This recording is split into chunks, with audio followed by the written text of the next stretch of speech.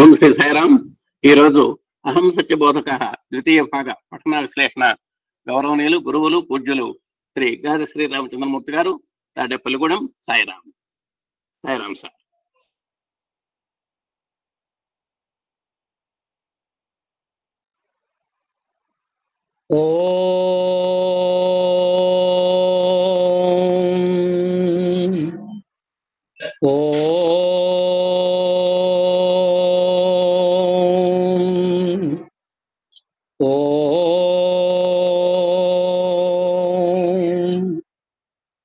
జ్ఞానానందమయం దేవం నిర్మలస్ఫటికాకృతిం ఆధారం సర్వవిద్యానాం హయగ్రీవం ఉపాస్మహే. జ్ఞానప్రదో సదమలారుణగంతిమంతో భక్తాలు హృత్కమల సంతత సన్నివేశౌ శ్రీ సాయి పాదదల చిహ్నిత శంఖచక్రౌ శ్రీ సత్యసాయి చరణౌ శరణం ప్రపద్యే. భగవాన్ సత్యసాయిసుని దివ్య చరణారవిందాలకు నమస్కరిస్తూ శ్రీ ఎమ్మెల్యన్ సార్కి, శ్రీ పార్థసారథి గారికి, శ్రీ కోటేశ్వరరావు గారికి, తదితర శ్రోతలందరికీ కూడా హృదయపూర్వక సాయిరాం. ఈరోజు అహం సత్యబోధక 2వ భాగంలో 13వ చాప్టర్ చదువుకోబోతున్నాం. 23/11/1997 స్వామి ఇచ్చినటువంటి సందేశం అది. సర్వత్రా నిండిన దైవం నేనే, సర్వత్రా నిండిన దైవం నేనే అనేటువంటిది అంశము. 166 నుంచి ఇంచుమించు 170వ పేజీ చివరి వరకు అవగొట్టడం కోసం చెప్పి ప్రయత్నం చేద్దాం. ముఖ్యంగా నేను అనేటువంటిది it's not an ordinary word. It is an unimagination, supreme and spiritual word. అందుచేత నేనే అనే దాని గురించి చెప్పుకునేటప్పుడు కొంచెము ముందు మాట మనం చెప్పుకోవాల్సింది. దాని గురించి చెప్పి విషయంలోకి వెళ్తాను. ఈ 13వ చాప్టర్ పేరు చూసేవాడికి స్వామివారు 1992 వేసవి శిక్షణా తరగతుల దివ్యోపన్యాసాల సంకలనం నేనే అన్నది గుర్తుకు వచ్చింది. అందులో స్వామి చెప్పింది ఏంటంటే,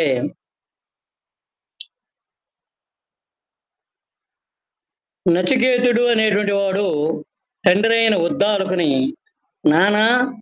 నాన్న ఏకత్వం అనేది ఏ రీతిగా అర్థమవుతుంది అని ప్రశ్నిస్తాడు. అప్పుడు ఆయన నీరు చక్కెర తెప్పించి వాటిని కలపమని పానకంగా తయారైన తర్వాత ఇందులో చక్కెర ఎక్కడ ఉంది అని అడిగితే అప్పుడు ఉద్దాలకుడు కుమారునితోటి ఈ చక్కెర నీరు కొంత నాలుగుపై వేసుకో అన్నాడు. ఇప్పుడు ఎలా ఉంది అన్నాడు. తియ్యగా ఉందన్నాడు. అప్పుడు ఉద్దాలకుడు అంటాడు, నీటిలో సర్వత్రా వ్యాపించిన మాధుర్యమే భగవంతుడు, అదే నేను అనేది అన్నారు. అట్లాగే 2004వ సంవత్సరము దసరా ఉపన్యాసాలలో సందర్భంగా నేనే అనే దానిలో స్వామి అంటారు, దేహము ఒక నీటి బుడగ, మనసు ఒక పిచ్చికోతి, కాబట్టి దేహమును గాని మనసును గాని మీరు నమ్మవద్దు. ఈ రెండు మీ నుండి వచ్చినటువంటివే, కాబట్టి మిమ్మల్ని మీరు నమ్మాలి, అదే నేనే అనేది అన్నారు. అదే ఉత్సవాల్లో మీరు తెలుసుకోవలసింది బ్రహ్మ ఒక్కడే, అదే నేను. హూ ఆర్ యు అని ఎవరైనా ప్రశ్నిస్తే నేనే అంటే నేనే పదాన్ని, రూపాన్ని, నామాన్ని అని చెప్పండి. నేను ఫలానా అని నీ పేరు చెప్పవద్దు. ఇది నీ దేహానికి పెట్టిన పేరు మాత్రమే. నీ నిజమైన పేరు నేను కాబట్టి హూ ఆర్ యు అనే ప్రశ్నకు అయామయ్య అని బదులు చెప్పాలి అన్నారు. ఇక 3వది, మన శ్రీమతి శంకర సరస్వతి గారు ఆగస్టు 2014లో ప్రచురించినటువంటి నేను అనేటువంటిది. ఈ గ్రంథం స్వామి పరమ భక్తుడు రతన్ లాల్ ఆంగ్ల దివ్యోపన్యాసాల సంకలనమైన వన్నెస్ ఆఫ్ డివినిటీ అనే ఆంగ్ల గ్రంథానికి తెలుగు అనువాదం. ఒకసారి ఏలూరు సమితిలో అధ్యయన మండలిలో మాట్లాడవలసి వచ్చినప్పుడు ఈ పుస్తకం గురించే 45 నిమిషాలు మాట్లాడటం జరిగింది. అందులో అత్యంత ముఖ్యమైనటువంటి ఒక స్టేట్మెంట్ గురించి చెప్పుకొని ముందుకు వెళదాం. సూర్యుని నుండి సూర్యకాంతి వేరుగా ఉండదు. సూర్యకాంతి నుండి సూర్యుడు వేడిగా ఉండడు. ఒక్కటి ఉండే చోట్లు రెండోది ఉంటుంది. ఒకటి ఉండే చోట రెండోది ఉంటుంది. అలాగే ఉన్న సత్యము ఒక్కటే, అదే ఆత్మ, అదే నేను అని చెప్పి అందులో పేర్కోవడం అనేటువంటిది జరిగింది. ఇప్పుడు ప్రేమ స్వరూపులారా, మీకు పుణ్యం లేదు, పాపం లేదు, మీకు సుఖం లేదు, దుఃఖం లేదు. మీరు మంత్రస్వరూపులు కాదు, యంత్ర స్వరూపులు కాదు, తంత్ర స్వరూపులు కాదు, మీరు యోగులు కాదు, భోగులు కాదు, విరాగులు కాదు. మీరు మరి ఎవరు? సచ్చిదానంద స్వరూపులైన మంగళాకారులు మీరు. కానీ ఉపాధి భేదము చేత ఏకత్వాన్ని అనేకత్వంగా విశ్వసించి ఉపాధి భేదము చేత ఏకత్వాన్ని అనేకత్వంగా విశ్వసించి అజ్ఞానమునకు గురి అవుతున్నారని చెప్పి చెప్పడం జరిగింది. అయితే అలాగ అజ్ఞానానికి గురవడానికి కారణము స్వామి చెప్పారు.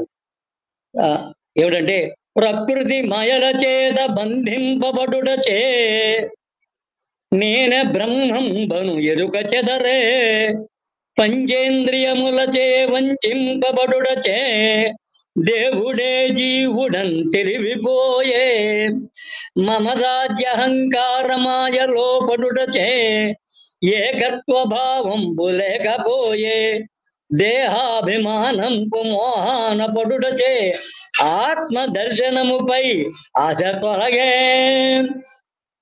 బ్రహ్మలో నీవు నీలోన బ్రహ్మముండ, బ్రహ్మలో నీవు నీలోన బ్రహ్మముండ, నీకు బ్రహ్మకు భేదంబు లేకయుండే, ఏనే బ్రహ్మమనుచు అంటే నేనే నేనంటూ, ఏనే బ్రహ్మమనుచు ఇప్పుడైన తెలియుడి సాయి ప్రేమ సుధను చాలా గ్రోలి. అందుచేత ప్రకృతి మాయ, పంచేంద్రియాల వంచనము, మమత్వము, అహంకారము, దేహ ఏకత్వ భావం లేకపోవటము, దేహాభిమానం అనేటువంటి మోహంలో పడిపోవటము, ఇందువల్ల మానవుడు నేను నేనే అనేటువంటి విషయాన్ని తెలుసుకోలేకపోతున్నాడు అన్నారు. సర్వజీవుల యందు నిండిన ఆత్మతత్వం నేనే. కూటిపేద మొదలుకొని కోటీశ్వరుని వరకు, పామరుని మొదలు పరమహంస వరకు ప్రతి వ్యక్తి తనకు తాను పరిచయం గావించుకునే సమయంలో నేను అనే పదాన్ని ఉచ్చరిస్తున్నాడు. నేను అనే పదాన్ని ఉచ్చరిస్తున్నాడు. ఒకసారి స్వామి అంటారు, నేను మీరు మీరు అనుకునేటువంటివి నేను కాదు, ఎదురువారు అనుకోవడం నేను కాదు, ఇతరులు అనుకునేటువంటి నేను కాదు, మీరు మీరే. అట్లాగే నేను మీరు అనుకునేటువంటి నేను కాదు, నేను అనుకునేటువంటి నేను కాదు, ఇతరులు అనుకునేటువంటి నేను కాదు, నేను నేనే అన్నారు. అందుచేత ఈ నేను అనేటువంటి పదం అనేటువంటిది చాలా ఉత్కృష్టమైనది. అంటే నేను నేనే అంటే నువ్వే ఆత్మస్వరూపుడివే, నువ్వే ఆత్మస్వరూపుడు, నువ్వు ఇంకోటి కాదు. అందుచేత అదే నేను అంటే అని చెప్పి చెప్పడం జరిగింది. నిజంగా పశు, పక్షి, మృగాదులకే కనుక మాటలు వచ్చి ఉంటే అవి కూడా ఈ నేను అనే పదాన్ని ఉచ్చరించి ఉండేవి. ప్రపంచమంతా నేను అను పదము పైననే ఆధారపడి ఉన్నది. సోక్రటీసు ఆధ్యాత్మిక తత్వవేత్త. ఎప్పుడూ కూడా ఆయన ఆధ్యాత్మిక చింతనలోనే మునిగి ఉండేవాడు. నేనెవరు ఈ ప్రశ్నతోనే ఆయన అనుకుంటూ జీవితాన్ని సాగిస్తూ ఉండేవాడు. ఒక రోజున రోడ్డు వెంబడి వెళ్తున్నాడు. వెళ్తూ త్రోవలో ఒక వ్యక్తిని గుద్దాడు. గుద్ది వరకుండి ఆయన అంటాడు, ఎవరో అయ్యా నువ్వు అని అడిగాడు. అదే నాకు తెలియట్లేదు, నేనెవరో నీకు తెలుసుంటే చెప్పు అన్నాడు మహాజ్ఞ అయినటువంటి సోక్రటీస్. అందుచేత ఆ రకంగా నేను అనేటువంటి అన్వేషణలో తరించినటువంటి వాడు సోక్రటీస్. ఈ నేను అనేది ఆత్మతత్వము. దీనిని శృతులు హృదయము అని చెబుతున్నాయి. హృదయం అని పిలుస్తూ వచ్చాయి. హృదయం అనగా కరుణతో కూడిన స్థానము. కనుక మీరందరూ కరుణా స్వరూపులే. ఈ కరుణాతత్వాన్ని మీరు గుర్తించి వర్తించినప్పుడే లోకశాంతి చేకూరుతుంది. నేను అనేది తత్వమే ఆత్మతత్వం అన్నారు స్వామి. నేను అనే తత్వమే ఆత్మతత్వం అన్నారు. దానికి చెప్తారు స్వామి, నేను వెలుగులోనున్నాను, నేనే వెలుగు, వెలుగు నాలోన ఉన్నది, వెలుగు నేనే, అన్న భావము హృదయాన హత్తుకున్నా, అన్న భావము హృదయాన హత్తుకున్నా అట్టి జ్ఞానియే బ్రహ్మలో ఐక్యమగును. ఇదే నేను అనేటువంటి దానికి స్వామి ఇచ్చినటువంటి నిర్వచనం. అయితే సర్వజీవుల యందున్న ఆత్మతత్వము నేనే, సర్వత్రా వ్యాపించిన బ్రహ్మతత్వము నేనే.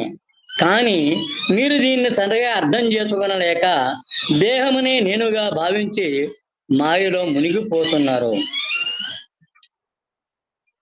స్వామి ఒకసారి మాట్లాడుతూ ఏమంటారు అంటే, నిస్వార్థ సేవ చేసే నిమిత్తమై మనం ఈ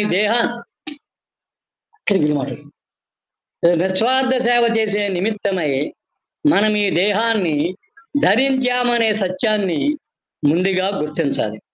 ఈ నిస్వార్థ సేవ సర్వ మానవ సోదరత్వాన్ని ప్రబోధిస్తుంది. ఏనాడైతే మానవుడు దైవ పితృత్వమును మానవ సోదరత్వమును గుర్తిస్తాడో ఆనాడే స్వస్వరూపానికి సంబంధించిన ఇన్ఫర్మేషన్ అతనికి అర్థమవుతుంది. ఏనాడైతే మానవుడు దైవ పితృత్వమును మానవ సోదరత్వమును గుర్తిస్తాడో ఆనాడే స్వస్వరూపానికి సంబంధించిన ఇన్ఫర్మేషన్ అతనికి అర్థమవుతుంది. అయితే అంతటితో తృప్తి పడక ట్రాన్స్ఫర్మేషన్ వైపు ప్రయాణించి ఏకాత్మ భావాన్ని గుర్తించాలి అని చెప్పి అన్నారు. అంతేకాకుండా గుర్తించి ఆత్మతత్వం అనేటువంటిది పట్టుబడుతుంది అని చెప్పి చెప్పడం జరిగింది. అయితే అక్కడే అదే సమయంలో స్వామి అంటారు, నేను దైవమే. ఎవరైనా సరే నేను దైవమే అంటే అది కూడా ద్వైతమే అన్నారు స్వామి. ఎందుకంటే ఇక్కడ నేను దైవము అనేవి రెండు పదాలు ఉంటున్నాయి. అంచేత స్వామి ఆ సమయంలో అన్నది అంటే, ఏ man with dull mind, A man with dull mind is half blind, A man with dull mind is half blind. కనుక నేను నేనే, అందరూ భగవంతుని స్వరూపులే అనే స్థితిని పొందాలి. ద్వైతము నుండి అద్వైతమునకు ప్రయాణం చెయ్యాలి అన్నారు. ఈ ప్రపంచమంతయు ద్వైతంతో కూడి ఉన్నది. ఇది ఒకటి, ఇది రెండవది నేను. ఇది దృశ్యము నేను, రెండవది నేను. ఇది దృశ్యము, నేను ద్రష్ట, ద్రష్ట లేనదే దృశ్యము లేనదు. ఇది ఒక పెద్ద హాలు. ఇక్కడ ఇది అనే పదము లేకపోతే ఏ హాలు అనే ప్రశ్న వస్తుంది. కనుక రూపనామములన్నీ దృశ్యమునకు సంబంధించినవి. దృశ్యమును నిరూపించేదే ద్రష్ట. నీవు ఎప్పుడొచ్చేవని ప్రశ్నిస్తే 20వ తేదీన వచ్చాను స్వామి అంటావు. వచ్చినదెవరు? దేహమే కదా. అనగా ఆ సమయంలో నీవు దేహమే నేనని భావిస్తున్నావు అన్నమాట. అయితే నిన్నటి దినమును నీవు కాలు జారి కింద పడ్డావు. ఈనాడు వచ్చి స్వామి నా కాలు విరిగిందంటున్నావు. నా కాలు అన్నప్పుడు కాలు నీకంటే వేరుగా ఉండాలి కదా. నీకంటే వేరైన దృశ్యమే. ఆ దృశ్యములందు లీనమై ఏకంగా ఉన్నవు నీవే సత్యము అన్నారు. ఇది స్వామి ఒకసారి మాట్లాడుతూ భగవంతునకున్న మరొక పేరు ద్రష్ట అన్నారు. ఉదాహరణకు ఉపనిషత్తులో చిన్న సన్నివేశం ఉంది. ఒక చెట్టుపై 2 పక్షులు కూర్చొని ఉన్నాయి. అందులో ఒకటి ఆ చెట్ల పండును తింటున్నది, రెండవది ఊరక సాక్షి మాత్రంగా చూస్తున్నది. దీంట్లో అంతరార్థం ఏమిటంటే, చెట్టు దేహము, పండ్లు ప్రాపంచక సుఖదుఖాలు. పండ్లను తినే పక్షి జీవాత్మ, సాక్షిగా చూస్తున్నటువంటి పక్షి పరమాత్మ. అదే ద్రష్ట. జీవాత్మ చేసే పని దృశ్యము, కానీ అవి రెండుగా కనిపిస్తున్నప్పటికీ వస్తుతః అవి రెండు ఒక్కటే. పరమాత్మ యొక్క ఆభాస రూపమే జీవాత్మ. ఇదే నేను నేను అంటే అని ఈ దృశ్యము ద్రష్ట అనేటువంటి దానికి చక్కటి ఉదాహరణని అక్కడ ఏదో సందర్భంలో ఆయన స్వామి పేర్కోవడం అనేటువంటిది జరిగింది. సత్యమునకు ఎట్టి మార్పులో ఉండవు, త్రికాలములందు అది ఏకంగానే ఉంటుంది, దానికే శృతులు నేను అని పేరు పెట్టాయి. సత్యమునకు ఎట్టి మార్పులో ఉండవు, త్రికాలములందు అది ఏకంగానే ఉంటుంది, దానికే శృతులు నేను అనే పేరు పెట్టాయి. స్వామి అంటారు, సాయి తత్వము మరియు సాయి సందేశము ఒక్కటే, అదే ప్రేమ. ప్రేమే సత్యం. సాయి అంటే జడమైన దేహము కాదు, అమృతమయమైన ఆత్మతత్వం అన్నారు. అటువంటి అమృతమయమైన ఆత్మతత్వం ఏదైతే ఉందో అదే సత్యము.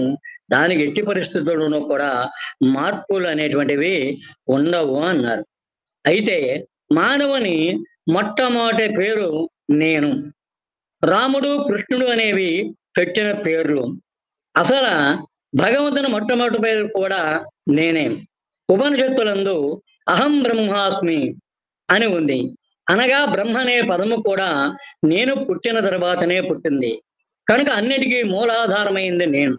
దీన్ని గుర్తించడానికి ప్రయత్నించగా అనేక మంది అనేక సాధనలు సలుపుతున్నారు, దైవాన్వేషణ చేస్తున్నారు అన్నారు. మానవుని మొట్టమొదటి పేరు నేను. రాముడు కృష్ణుడు అనేవి పెట్టిన పేర్లు. అసలు భగవంతుని మొట్టమొదటి పేరు కూడా నేనే అనే దాని గురించి మనము ఒక చిన్న వివరణ చేసుకుందాం. ఇంకేదంటే అది మే నెల మొదటి వారము కొడైకెనాల్లో సాయి శృతి భవనము హాలులో స్వామి ఆసీనులై ఉన్నారు. ఆయన చుట్టూ వేసవి విడిదికై స్వామితో పాటు వెళ్ళిన అదృష్టవంతులైన కొందరు విద్యార్థులు, అధ్యాపకులు, భక్తులు అధిష్ఠించి ఉన్నారు. ఉదయం పూట అల్పాహారం పూర్తయిన తర్వాత అప్పుడప్పుడు స్వామి తన చుట్టూ ఉన్న వారితో ఇష్టాగోష్ఠి నిర్వర్తిస్తూ ఉంటారు. అది ఉల్లాసభరితంగా ఉంటుంది. ఉన్న వాళ్ళంతా కూడా ఉత్సాహభరితంగా ఉంటారు. స్వామి ఏమి చెప్తారు అని. ఆ రోజు నా సమయం రానే వచ్చింది. స్వామి విద్యార్థులను ఉద్దేశించి అన్నారు, నా ప్రశ్నకు సరి అయిన సమాధానం చెప్పిన వారికి ప్రత్యేక బహుమతిని ఇస్తాను అని. స్వామి అడగబోయే ప్రశ్న ఏమిటి అని గానంతో పాటు అందరిలోనూ ఉత్కంఠ కూడా నెలకొంది. సాధారణంగా స్వామి అటువంటి సమయాల్లో పురాణ ఇతిహాసముల నుండి కొన్ని సన్నివేశముల గురించి కానీ కొన్ని పాత్రల గురించి కానీ విద్యార్థులను ప్రశ్నిస్తారు. కానీ ఆ రోజున మాత్రము స్వామి విలక్షణమైన విశిష్టమైన ప్రశ్న వేశారు. ఏమి లేదంటే తన్ను విద్యార్థులకు చూపిస్తూ నేను ఎవరు అని ప్రశ్నించారు. తన్ను విద్యార్థులకు చూపిస్తూ నేను ఎవరు అని ప్రశ్నించారు. వెంటనే విద్యార్థులంతా ఒకే కంఠంతో ఒకే మాటగా సమాధానం ఇచ్చారు, భగవంతుడు అని. కానీ స్వామి చిరునవ్వు నవ్వి సరి అయిన సమాధానం కాదు అన్నారు. మరొక విద్యార్థి అన్నాడు, స్వామి మీరు శివశక్తి స్వరూపులు అని. కానీ స్వామి మళ్ళీ చిరునవ్వులు చిందిస్తూ ఇది సరైన సమాధానం కాదు అన్నారు. ఇంకో విద్యార్థి మరికొంత ధైర్యం తెచ్చుకొని స్వామి మీరు శ్రీకృష్ణ భగవాన్ని పునరవతారం అన్నారు. అప్పుడు స్వామి బిగ్గరగా నవ్వి ఇది సరైన సమాధానం కాదు అన్నారు. ఇంతలో ఒక వయోవృద్ధుడైన భక్తుడు స్వామి మీరు సర్వదేవతాతీత స్వరూపులు అన్నాడు. స్వామి మళ్ళీ మరింతగా నవ్వుతూ ఇది సరైన సమాధానం కాదు అన్నారు. ఇంతలో ఇంకో భక్తుడు స్వామి మీరెవరో మీరే మాకు తెలియజేయండి అన్నాడు. అప్పుడు స్వామి గంభీరమైన స్వరంతో భావగర్భితంగా నేను నేనే అన్నారు. అప్పుడు స్వామి గంభీరమైన స్వరంతో భావగర్భితంగా నేను నేనే అన్నారు. అని ఆ తర్వాత ఆయన ఉన్న దానికి వివరణ ఇస్తూ ఏమన్నారంటే సర్వమునకు ఆధారమైనది నేను. 7 పాయింట్లు చెప్పారు, చక్కని పాయింట్. సర్వమునకు ఆధారమైనది నేను. ఈ నేను అనే దానిని అది లేక ఇది అని చెప్పబోనటం ద్వైతం. ఈ నేను అనే దానిని అది లేక ఇది అని చెప్పబోనటం ద్వైతం. నేను నేనే అని చెప్పడమే అద్వైతం. అదే ఏకాత్మ భావన, అదే పరమ సత్యం. నేను అనే తత్వమే భగవంతుడు. ఈ నేను అనే దానిని ఆత్మ, పరమాత్మ, బ్రహ్మ, రామ, కృష్ణ, శివ, యేసు, అల్లా అనే వివిధ నామాలతోటి వ్యవహరిస్తున్నారని చెప్పి చెప్పడం జరిగింది. అంచేత ఇక్కడ అన్ని రాముడు, కృష్ణుడు అనేటువంటివన్నీ కూడా ఆయన పేర్లు అన్నారు కనుక ఆ సందర్భాన్ని పురస్కరించుకుని స్వామి చెప్పినట్టు ఆ విషయాన్ని ఇక్కడ మనం చెప్పుకోవడం జరిగింది. సర్వత్రా ఉన్న దైవాన్ని అన్వేషించడం ఏమిటి? అసలు నీవే దైవమై ఉండగా అన్వేషణ ఎందుకు? నేను ఎక్కడ ఉన్నాను అని అని ప్రశ్నించే మూర్ఖులు ఎక్కడైనా ఉన్నారా? అలా ఎవరైనా ప్రశ్నిస్తే వీడికి బుద్ధి చెడిపోయింది, పిచ్చాసుపత్రిలో చేర్చాలి అంటారు. తానే దైవ స్వరూపము, తానే బ్రహ్మస్వరూపము. కానీ మానవుడు ఈ యొక్క సత్యాన్ని గుర్తుంచుకోలేకపోతున్నాడు అంటున్నారు. అంటే ఎందుచేతంటే భగవంతుడు అనేటువంటి వాడు సర్వత్రా ఉన్నాడు. అంటే అణువులోను కణం కణంలోనూ కూడా సూక్ష్మంగా అలాగే సర్వత్రా వ్యాపించి ఉన్నాడు. దాని గురించి అంటారు స్వామి, సూక్ష్మమైనట్టి అనువున సూక్ష్మమగుచు మేటి వస్తువునందు మేటి ఎగుచు. సూక్ష్మమైనట్టి అనువున సూక్ష్మమగుచు మేటి వస్తువునందు మేటి ఎగుచు. అంతటను సర్వసాక్షియాలరునట్టి ఆత్మయే బ్రహ్మ, బ్రహ్మయే ఆత్మయగును అన్నాడు. ఆత్మయే బ్రహ్మ, బ్రహ్మయే ఆత్మగును అన్నాడు. అందుచేత అలా సర్వత్రా వ్యాపించి ఉన్నటువంటి దైవాన్ని అన్వేషించడం కాదు, మనలో ఉన్న దైవాన్ని మనలోనే చూసుకుంటూ నేనే భావంతో మానవుడు జీవించాలని చెప్పి స్వామి వ్యక్తీకరించడం జరిగింది. మరాను దిద్దవచ్చు మరి వంపు లేకుండా, దిద్దవచ్చు రాయి తిన్నగాను, మనసు దిద్దగలరా మరి వంపు లేకుండా ఉన్నమాట తెలుపుతున్నమాట. మనసే మానవుని పెడమార్గం పట్టిస్తున్నది. సుఖానికి దుఃఖానికి, పాపమునకు పుణ్యమునకు, భోగమునకు రోగమునకు అన్నిటికీ మనస్సే ముఖ్య కారణం అన్నారు. అన్నిటికీ కూడా ముఖ్యమైనటువంటి కారణము మనస్సేనే చెబుతూ స్వామి ఒకసారి ఆ మనస్సును గురించి చెప్తున్నప్పుడు అంటారు, మనసే హేతువు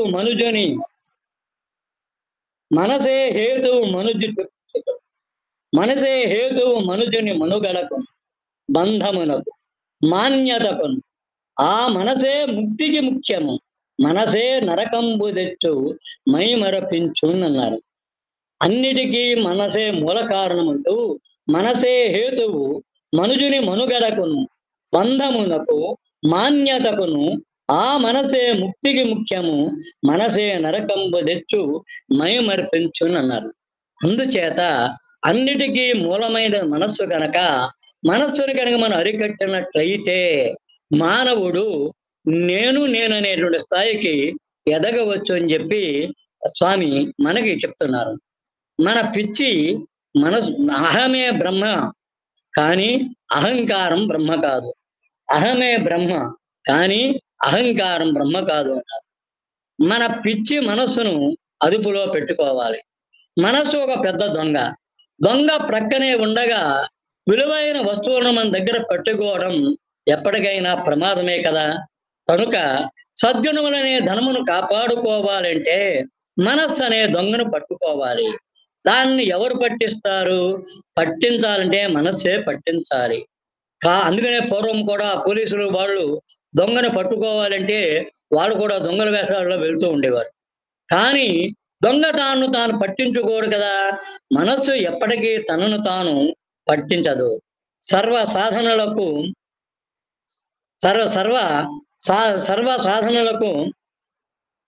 అడ్డు తగిలేది మనస్సే. దివ్యత్వాన్ని దూరం చేసేది కూడా మనస్సే అని చెప్పి అంటారు. సర్వ సాధనలకు అడ్డు తగిలేది మనస్సే, దివ్యత్వానికి దూరం చేసేది మనస్సే అని చెప్పి అంటూ స్వామి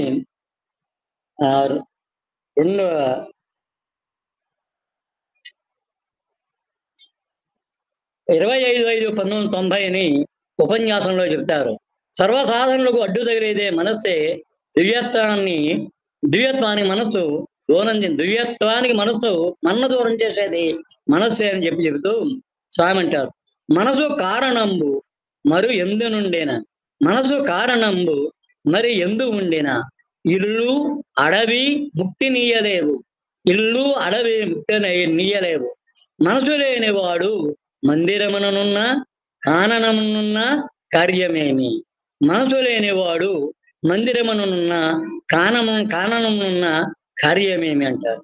అందుచేత మనము ఇంట్లో ఉన్నామా, అడవిలో ఉన్నామా, మందిరంలో ఉన్నామా, ఏకాంత ప్రదేశంలో ఉన్నామా అన్నదే కాదు, మన యొక్క దివ్యత్వాన్ని తెలుసుకోవడానికి మనని దివ్యత్వం నుంచి దూరం చేసేది మనస్సే కనుక, సర్వసాధారణకి అడ్డుతగులుతుంది కనుక దానిని అరికట్టుకోవడం కోసం అని చెప్పి మనం ప్రయత్నము చెయ్యాలని చెప్పి స్వామి చెప్పడం అనేటువంటి జరిగింది. ఈగలు దోమలు అన్నిటిపై వ్రాలుతాయి, కానీ అగ్నిపై వ్రాలవు. అదే రీతిగా మనసు అన్నిటి యందు వ్రాలుతుంది, కానీ ఒక్క దైవానికి మాత్రం అది దూరంగా ఉంటుంది. కనుక మనస్సును ఆధారంగా కొన్న మానవుడు పశువు కంటే హీనమై పతనమవుతాడు.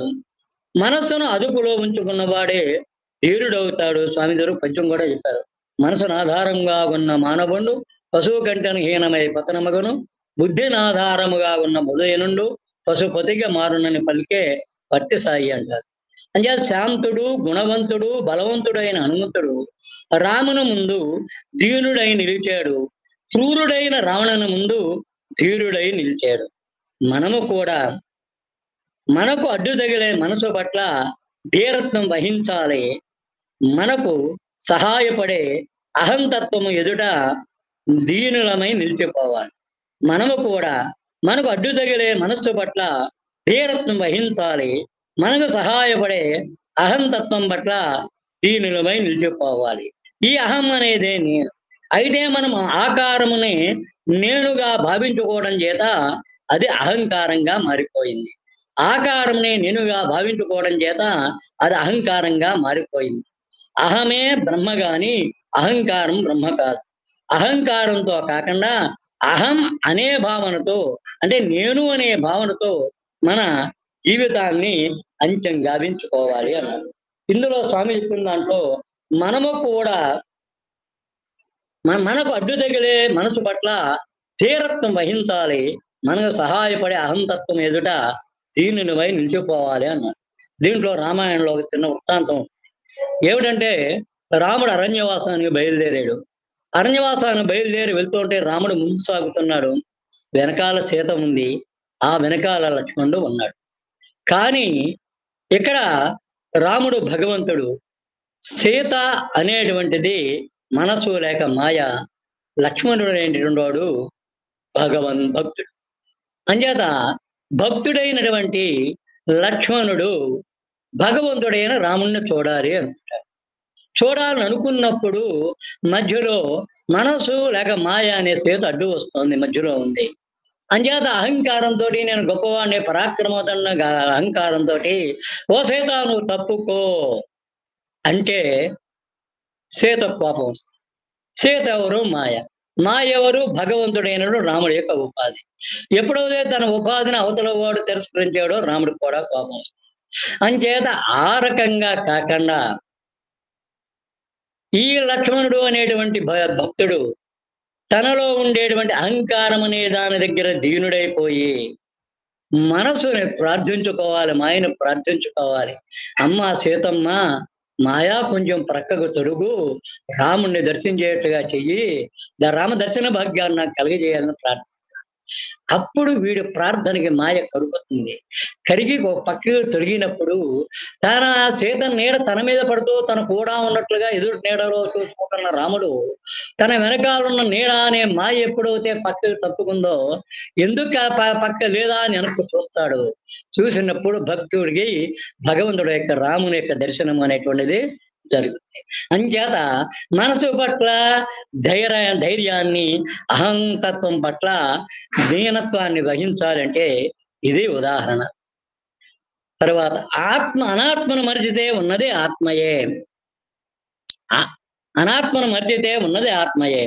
శ్రవణం, కీర్తనం, విష్ణుస్మరణం, పాదసేవనం, వందనం, అర్చనం, దాస్యం, స్నేహం, ఆత్మనివేదనం. ఈ సాధనలన్నీ దేనికోసం చేస్తున్నారు? పిచ్చి మనస్సును సంతృప్తిపరచడానికే, పిచ్చి మనస్సును సంతృప్తిపరచడానికే చేస్తున్నారు. అయితే మీరు సాధనలన్నీ సాధనలన్నీ ఒక్కదాని కోసం చెయ్యాలి. దేనికోసం అంటే అనాత్మను మరిచిపోవడానికి సాధనలు చెయ్యాలి. అనాత్మను మరిచితే ఉన్నదే ఆత్మయే. అనాత్మను మరచితే ఉన్నది ఆత్మయే. మన ఎదురుగా బల్బులు వెలుగుతున్నాయి. స్విచ్ ఆఫ్ చేస్తే అంతా చీకటైపోతుంది. ఈ చీకటి ఎక్కడి నుండి వస్తుంది? లైట్ వేస్తే లైట్ వేస్తేనే అది ఎక్కడికి పోతుంది? అది రాదు, పోదు. వెలుతురు యొక్క అభావమే చీకటి. అదే విధముగా ఆత్మ యొక్క అభావమే అనాత్మ. కనుక అనాత్మను దూరం చెయ్యనక్కర్లేదు. కారణం అనాత్మయే లేదు. లేని దాన్ని దూరం చేయడమేటి? ఇది కేవలము భ్రమతో కూడినదే. అనేక మంది ధ్యానం చేస్తూ ఉంటారు, భజనలు చేస్తూ ఉంటారు. అన్నీ కేవలము మానసిక తృప్తి కోసమే. ఏకత్వాన్ని చక్కగా గుర్తించినప్పుడు మనం ఏమీ చెయ్యనక్కర్లేదు. అయితే నేనే దేవుడని చెప్పుకోవచ్చునా అని మీకు సందేహం కలగవచ్చును. తప్పక చెప్పుకోవచ్చు. కావని దేవుడనే పదానికి ముందు నేను అనేది ఉన్నది కదా, దాన్ని మొట్టమొదట తెలుసుకోండి. ఈ నేను అనే తత్వమే దైవత్వము.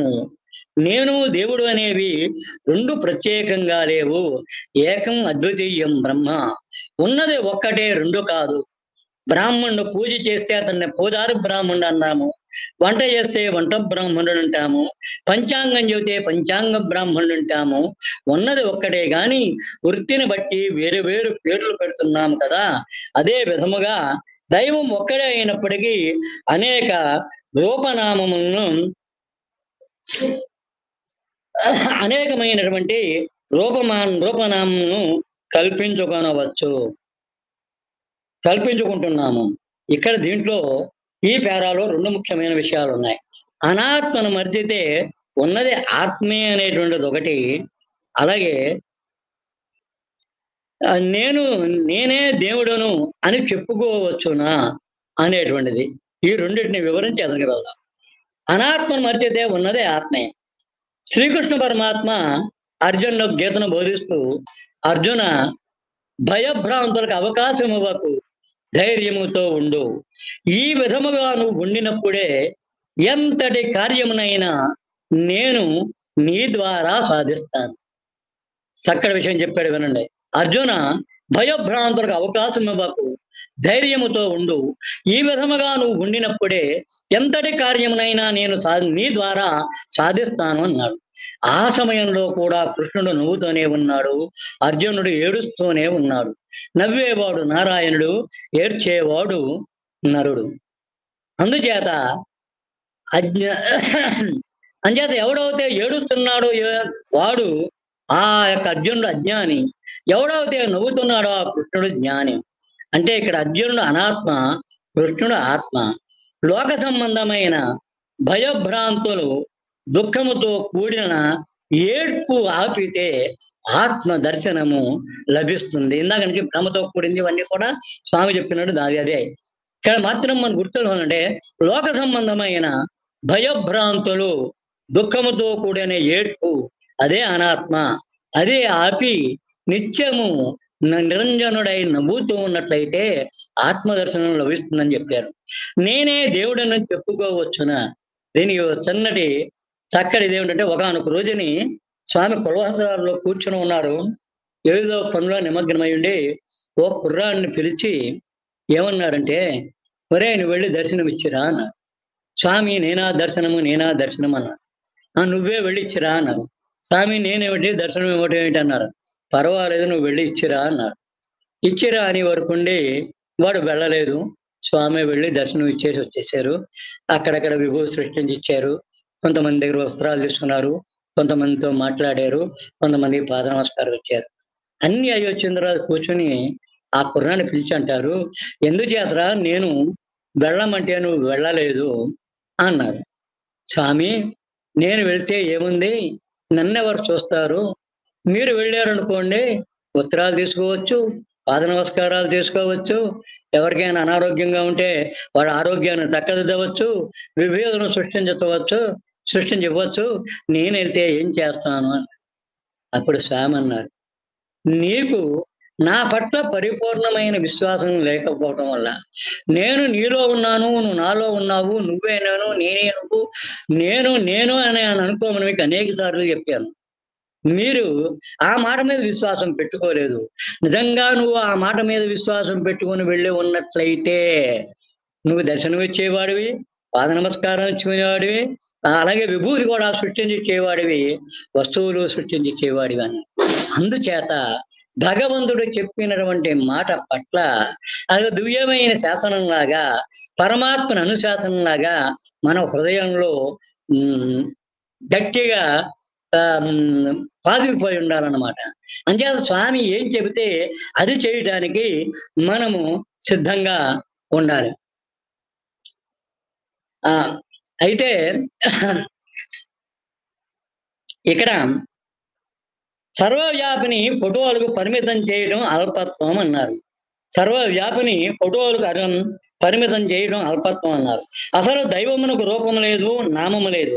ఇటు దైవాన్ని గుర్తుంచుకోలేక అనేక గ్రంథములను చదువుతున్నాము, అనేక మంది గురువుల దగ్గరికి వెళ్తున్నాము.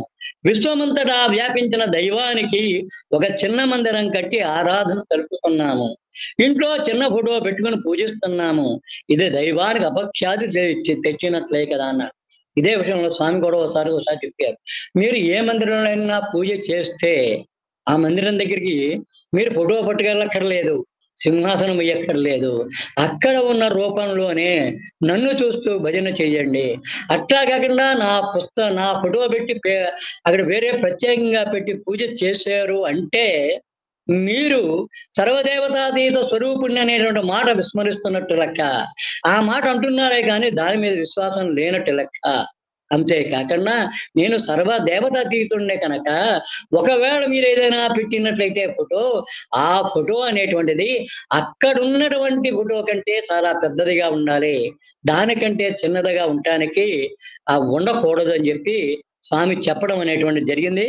ఈ మాటలు మాత్రము స్వయంగా స్వామి ఉపన్యాసంలో నేను విన్నటువంటివి. అయితే ఇక్కడ విశ్వమంతటా వ్యాపించిన దైవానికి చిన్న మందిరం కట్టి ఆరాధన చేస్తున్నాము, ఆధారాలను జరుపుతున్నాము, ఇంట్లో చిన్న ఫోటో పెట్టుకుని పూజిస్తున్నాము అన్నారు. దానికి స్వామి అంటారు, బ్రహ్మాండమంతయు ప్రబలుచుండెడి నాకు ఆలయంబునమర్చ అలవియగునే, సర్వజీవులయందు సంచరించడు నాకు సరి అయిన పేరిడ సజ్జమగునే, సర్వజలంబుల సంచరించడు నాకు స్నానంబు చేయింప సజ్జమగునే, కోటి సూర్యుల కాంతి మేటి కలిగిన నాకు ప్రమిద దీపమునెవరు పట్టగలరు, ప్రమిద దీపమునెవరు పట్టగలరు, అజహరాదులకైనను అజుడు అంటే బ్రహ్మ, అరుడు అంటే శివుడు, అజహరాదులకైనను అందనట్టి ఇట్టి నా రూపు కనుగన ఎవరితరము, ఇట్టి నా రూపు కొనగన ఎవరితరము, ఇంతకన్నను వేరెద్ది ఎరుక భరతు సాధు సద్గుణ సభ్యులవు గణ్యులవు సభ్యులారా అన్నారు. అని ఏమన్నారు అంటే, మీకంతగా కావాలంటే ఒక ఫోటో పెట్టుకోండి చాలు అన్నారు. మన బ్రతుకు కోసము భ్రమలకు లోనై ఇన్ని రూపనామను నిర్మించుకుంటున్నాము. ఇది సరి అయిన సాధన కాదు. దైవము బ్రహ్మాండమంతా నిండి ఉన్నాడు, సర్వజీవుల యందు సర్వకాలముల యందు ఉండినవాడు. అలాంటి దైవాన్ని మనము సంకుచిత దృష్టితో ఆరాధిస్తున్నాము. అదే మన అశాంతికి మూల కారణము. సర్వవ్యాపకుడైన దైవాన్ని ఒక చిన్న ఫోటోకు పరిమితం చేసి పూజించడం అల్పత్వం కాదా? ఇది మన ప్రవృత్తి లక్షణము. క్రమక్రమేణా అది నివృత్తిగా మారిపోవాలి. ప్రవృత్తి నుంచే మానవుడు ఎప్పుడూ నివృత్తికి వెళ్ళాలి. సాకారం నుంచే నిరాకారంలో మానవుడు ప్రయాణం చేయాలి. ఏ పనైనా చెయ్యండి, ఉద్యోగం చేయండి, వ్యాపారం చేయండి, చదువుకోండి, అన్నీ చేసుకోండి, తప్పులేదు. అయితే అన్ని కర్మలు దైవ కర్మలుగా భావించండి. సర్వ కర్మ భగవత్ ప్రీత్యర్థమని భావించి ఫలితాన్ని దైవానికి విడిచిపెట్టండి అని చెప్పారు. అన్ని కర్మలు దైవ కర్మలుగా భావించండి. సర్వ కర్మలు భగవత్ ప్రీత్యర్థం అని భావించి ఫలితాన్ని దైవానికి విడిచిపెట్టండి అని చెప్పడం జరిగింది. అంటే చిన్న పద్యం ఒకటి చెప్తారు స్వామి. కాయంబు చేయు కార్యంబులను నోటితో పలికెడు మాటలల్లా తల మనస్సుల గలగు తలపులన్నిటినీ 10 ఇంద్రియంబుల పనులనల్లా బుద్ధిలో కలిగెడు పూనికలల్లను చిత్తంబునందలి చింతనల్లా అనుదినంబును సల్పు ఆచారములనల్లా నియమంబుతో చేయు నిష్టలల్లా వైదికంబులు లౌకిక వర్తనములు ఏమి చేసిన అవి అన్ని ఈశ్వరునకు. వైదికంబులు లౌకిక వర్తనములు ఏమి చేసిన అవి అన్ని ఈశ్వరునకు. తాను చేసడి సేవగా తలచేయున్న సార్థకం బౌను శ్రీ సాయి సంస్థలన్నీ అన్నారు. అందుచేత మనం ఏది చేసినప్పటికీ కూడా సర్వం శ్రీ భగవాన్ సత్యసాయి దేవతా ప్రీత్యర్థం అనే భావనతో చేసి సమర్పించినట్లయితే అది దైవ కర్మలుగా మారటానికి ఆస్కారం ఉంటుంది. దైవ అనుగ్రహం మనకు కలుగుతుంది. అయితే ఇక్కడ ఎవరు చేస్తున్నారు? నేనే చేస్తున్నాను. నేను ఎవరు? నేనే బ్రహ్మను. ఈ విధమైన భావముతో ఉపాధి భేదాన్ని నిర్మూలించుకోండి. ఉపాధి భేదములే మిమ్మల్ని దివ్యత్వానికి అత్యంత దూరం చేస్తున్నవి. ఉపాధిని కాపాడుకోండి, కానీ దానిపైననే మీరు ఆధారపడకూడదు. శరీరం ధర్మం ఆజ్యం శరీరం ఆజ్యం కలు ధర్మ సాధనం అన్నారు కనుక ధర్మ సాధనానుకమైంది శరీరం కనుక ఆ శరీరాన్ని రక్షించుకోవడం మన బాధ్యత కనుక శరీరాన్ని సంరక్షించుకోవాలి, కానీ దానిపైన ఆధారపడకూడదు అన్నారు. నీవు ఏమి చదివేమని అడిగితే MBA అంటారు ఒక విద్యార్థి. ఈ డిగ్రీ దేహములకు సంబంధించినదే కదా. భగవంతునికి MBA లేదు, BA లేదు, ఏ డిగ్రీలు లేవు. ఉన్నది ఒకే ఒక డిగ్రీ, అదే నిర్గుణం, అదే నిర్మలం, అదే అద్వైతం. అందులోనే భగవంతుడు నిర్వికారుడు, నిరంజనుడు, నిరంతుడు, నిశ్చంతుడు, నిర్మలుడు అని మనం ప్రార్థిస్తూ ఉంటాము. ఆ రకమైన ప్రార్థన ద్వారా భగవంతుడు ఎప్పుడూ కూడా ఆనందంగానే ఉంటాడు కనుక ఎవడైతే ఎటువంటి దుఃఖానికి లోను కాకుండా, దుఃఖం అనేటువంటి అనాత్మకు చిక్కకుండా ఆనందము అనేటువంటి ఆత్మకు చిక్కుతాడో వాడే నేను అనేటువంటి వాడు. అటువంటి నిత్యానంద స్థితికి మనకు వెళ్ళి మనమందరము కూడా నేను అనేటువంటి స్వరూపులుగా మారి భగవంతుని యొక్క అనుగ్రహానికి పాత్రలు కావాలని, అటువంటి శక్తిని ఆసక్తిని అనుగ్రహాన్ని ఎల్లవేళలా మనకందరికీ సత్యసాయి భగవాను ప్రసాదించాలని చెప్పి నరందరి తరపున భగవంతుని ప్రార్థిస్తూ ఇటువంటి ఈ 40 నిమిషాల సత్సంగాన్ని చేసే అవకాశాన్ని అనుగ్రహించినటువంటి సత్యసాయి భగవానుడికి శిరస్సు వంచి ప్రణామం చేస్తూ అవకాశాన్ని కల్పించినటువంటి శ్రీ MLN గారికి, పార్థసారథి గారికి, అలాగే కోటేశ్వరరావు గారికి ధన్యవాదాలు తెలియజేస్తూ ఇంతవరకు ఓపికగా ఉన్నటువంటి సోదరీమణులైనటువంటి శ్రోతలందరికీ కూడా హృదయపూర్వక సాయిరాం తెలియజేస్తూ సాయిరాం.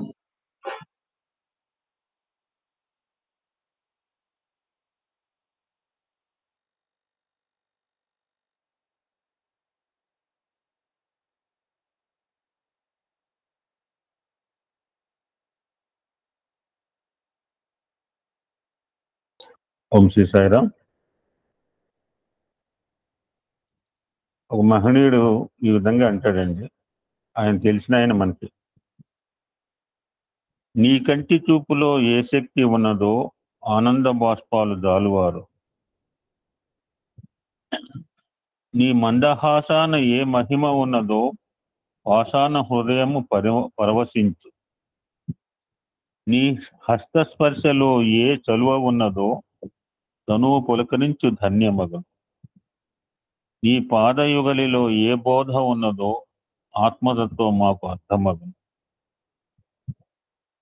కళ్ళు కావవి ప్రేమ వాకిళ్ళు స్వామి, నవ్వు కాదది గులాబీ పువ్వు స్వామి, స్పర్శ కాదు దేవుని పరామర్శ స్వామి, పాదములు కావవి 4 వేదములు స్వామి. శ్రీరామచంద్రమూర్తి గారు చెప్తారు. ఇది ఎవరు రాస్తారు? ఐ థింక్ మిగిలిన వాళ్ళు చెప్పినా చెప్పకపోయాను. జంధ్యాల వెంకటేశ్వరరావు గారు సార్. మనందరికి కావాల్సిన ఆయన కావాలి ఆదురు శ్రీనివాసరావు గారు రాశారండి. అదే అండి, ఆ మాట అనబోతున్నాను. ఈ లోపల కోటేశ్వరరావు అంటారు నాగాను. No problem sir. మా ఏం అద్భుతమూర్తి అండి బాబు. ఆయనతోనే ఒకసారి నా సమక్షంలో నేముడుగానే ఆయన పద్యాన్ని చెప్పడం జరిగింది. 1-2 సార్లు ఫిజికల్ గా సార్తో కూడా నేను సత్సంగాలు పాల్గొనే అవకాశం కలిగింది. స్వామి గారు ఒక సందర్భంలో అసలు టాపిక్ లోకి వెళ్లే ముందు చిన్న బ్యూటిఫుల్ స్మాల్ మెసేజ్ అనమాట. లుక్స్ లైక్ స్మాల్ బట్ అర్థవంతంగా ఉంటుంది. ఆటం బాంబ్ ఎంత కావాలి అంటే ఇక్కడ ప్రాక్టికాలిటీ గురించి స్వామి చెప్తుంటారు. ఉపన్యాసాలు నేను ఎన్ని ఉపన్యాసాలు ఇస్తే ఉంది చేయకుండా అది కుదరదు. I have to do it, then only I have to tell it. నా గురించి చెప్పట్లేదు, ఒక మహనీయుడి గురించి ఎగ్జాంపుల్ చెప్తారు. సాధనలో ముఖ్యమైనది ఆచరణ శుద్ధి, అనుష్ఠాన శుద్ధి. హనుమంతుడు రామసేవ బలంతో, రామనామ బలంతో కొండను మోయగలిగినాడు. కానీ 60 సంవత్సరంలో అఖండంగా సుందరకాండ పారాయణం చేసిన వాళ్ళు రేపు జూన్ 2వ తారీఖు నాడు పొద్దున్న 6 గంటల నుంచి ఎస్వీబీసీ ఛానల్లో అఖండ సుందరకాండ పారాయణం ఉందండి. పారాయణం చేయొద్దని చెప్పట్లేదు. 60 సంవత్సరాలు అఖండంగా సుందరకాండ పారాయణ చేసే వాళ్ళు ఈనాడు ఒక కుండను కూడా మోయలేకపోతున్నారు. ఆయన కొండనెత్తాడు, వీళ్ళు కుండను ఎత్తలేకపోతున్నారు. అది స్వామికి మాత్రమే అనగలరని మళ్ళాంటి వాళ్ళు అనకూడదు. అనగా వాళ్ళలో ఏ చిన్న కష్టములనైనా సహించుకునే శక్తి లేదు. హనుమంతుడు దృఢమైన నమ్మకంతో భగవతాజ్ఞ శిరసావహించినాడు కాబట్టి ఆయనకు అది సాధ్యమైంది. ఇందాక సార్ అన్నారు, దేహం కలు ధర్మ సాధనం, దేహం శ్రీరామ సేవార్థం, మనస్సు శ్రీరామ నామ స్మరణార్థం అని మనోదేహములను అర్పించవలైను. మర్కటములై పుట్టి భగవత్ కింకరులుగా సేవ చేసి సాక్షాత్కార సౌభాగ్యములు పొందిన వారు వానరులైతే నరులు వానరుల కన్నా తక్కువ కాదే? నరులు వానరుల కన్నా తక్కువ కాదే? మరి భగవత్ చింతనలో, భగవత్ ఆరాధనలో నరులు తమ జీవితాన్ని ఎందుకు వ్యయం చేయరు? క్వశ్చన్ మార్క్ చేసి స్వామి వదిలేశారండి. సమాధానం మనం ఎత్తుకోవాలి. స్వామి పుట్టి క్వశ్చన్ టు ద సొసైటీ, నాకు మీకు కాదు, ఎంటైర్ యూనివర్స్, యావత్ మానవాళికి ప్రశ్న సంధించి వదిలేశారు. ఏదో కాకతాళీయంగా దొరికిందండి ఇది. ఒక సందర్భంలో స్వామి పిల్లలకి ఓకే సబ్జెక్ట్ కొంచెం టిపికల్ గా ఉంటుందండి. Will go slowly. అంటే చాలాసార్లు ముచ్చటించుకుందే, కానీ ఎన్నిసార్లు ముచ్చటించినా కష్టమే. అందుకని ఎవరు ప్రస్తావన తీసుకురారు. పెద్ద పెద్ద మహనీయులు తప్పితే ఇటువంటి టాపిక్లు ఎవరు తీసుకురారు కూడా. It's very difficult to tell and difficult to digest also. కానీ చాలాసార్లు మనం ముచ్చరించుకున్నాం, ఏం బెంబేలు పడిపోకలేదు. Will go very slowly.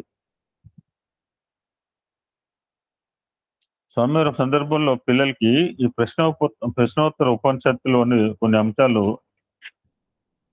సులభంగా బోధించారు. నాకైతే కష్టం అనిపించింది. ఒక 5-6 సార్లు చదివేటప్పటికి కొంచెం ఈజీ అనిపించింది. చూద్దాం, మీతో పాటు నేను కూడా అండర్స్టాండ్ చేసుకుని ప్రయత్నం చేస్తాను. ఇవన్నీ ఇది కొత్తవేం కాదు, బట్ సబ్జెక్ట్ డిఫికల్ట్ గా ఉంటుంది. పిట్ట కథలు కాదు ఇది.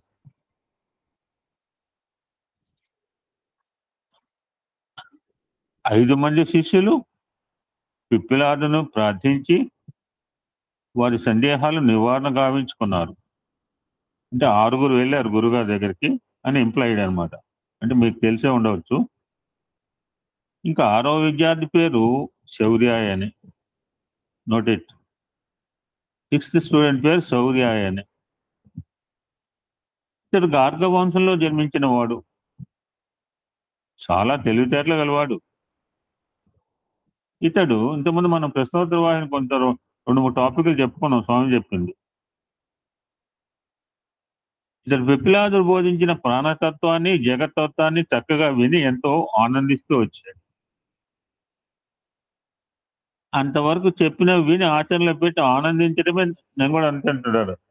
ఇప్పుడు చెప్పినవి తెలుసుకుని ఆచరణ చేస్తే కొత్తగా తెలుసుకుని ఏం చేసేయాలి? తెలుసుకునే ఆచరణ చేయలేకపోతున్నాము. ఇంకా కొత్త ఎన్ని తెలుసుకుంటే ఉపయోగం ఏంటి? ఆచరణ ప్రతిదాకా అన్నట్టుగా. ఇతడు కూడా నా తీరే మంచివాడు. అంతవరకు చెప్పినవి విని ఆచరణలో పెట్టి ఆనందించడమే తన కర్తవ్యమే నిర్ణయించుకున్నాడు. You don't want put any question. ఇంకా పిప్పిలాదుని తిరిగి ప్రశ్నించాలనుకోలేదు అని భార్గవుడు అతనిపై ఒత్తిడి పెడుతూ వచ్చాడు.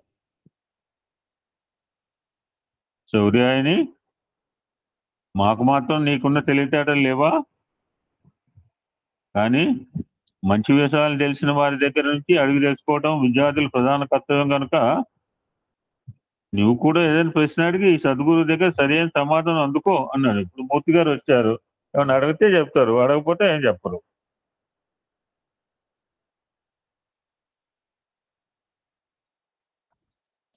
మొదటి 5 మందికి చెప్పిన జవాబులు ఏందే పిప్పలాదు ఎన్నో జీవిత రహస్యాలు బోధించినాడు. కానీ ఒక్క సందేహం మాత్రం శౌర్యాయని బాధిస్తుండేది. కొత్త పేర్లేం కాదు ఇప్పుడు చెప్పేది. సబ్జెక్ట్ కొంచెం డెప్త్ గా ఉంటుంది. ఈ జగత్తులో జాగ్రత్త, స్వప్న, సుషుప్తులనే అవస్థలు అనుభవిస్తున్నాం కదా. ప్రతివాడు అనుభవిస్తున్నాం. ఇప్పుడు కూర్చొని 50 మంది అనుభవిస్తూనే ఉన్నాం. జాగ్రత్తావస్థ ఎందు ఉన్నది ఎవరు? స్వప్నావస్థ ఎందు ఉన్నది ఎవరు? సుషుప్తి ఎందు సర్వమును మరిచి ఉన్నది ఎవరు? ఈ 3 అవస్థలకు అతీతమైన వాడెవడు? ఈ విధమైన సందేహం శౌర్యాయని కొంత బాధిస్తూ వచ్చింది. అప్పుడు పిప్పిలాదుడు చెప్పాడు, నాయనా, జాగ్రత్త, స్వప్న, సుషుప్తులు 3 ప్రణవం నందలి భాగములే. ఇంతకుముందు ఎవరు కూడా ఈ టాపిక్ అంటే ప్రశ్నోత్తర వాహినిలో ఇది వచ్చిందో లేదో నేను మర్చిపోయాను. తాళ్ళలో ఎవరికైనా గుర్తుంటే రికలెక్ట్ చేసుకోండి. నాయన, జాగ్రత్త, స్వప్న, సుషుప్తులు 3 ప్రణవం నందలి భాగములే. ఓంకారములో ఉన్న అకార, ఉకార, మకారములలో అకారమే ఆకార శక్తి, ఉకారము ప్రాణశక్తి, మకారమే ప్రజ్ఞాశక్తి. రిపీట్. అకారమే ఆకార శక్తి, ఆకారం ఉంటే సరిపోదు. ఉకారమే ప్రాణశక్తి, ఇది ఉన్నా కానీ సరిపోదు. మకారం ప్రజ్ఞాశక్తి, అదే పదార్థం. అంతేకాదు,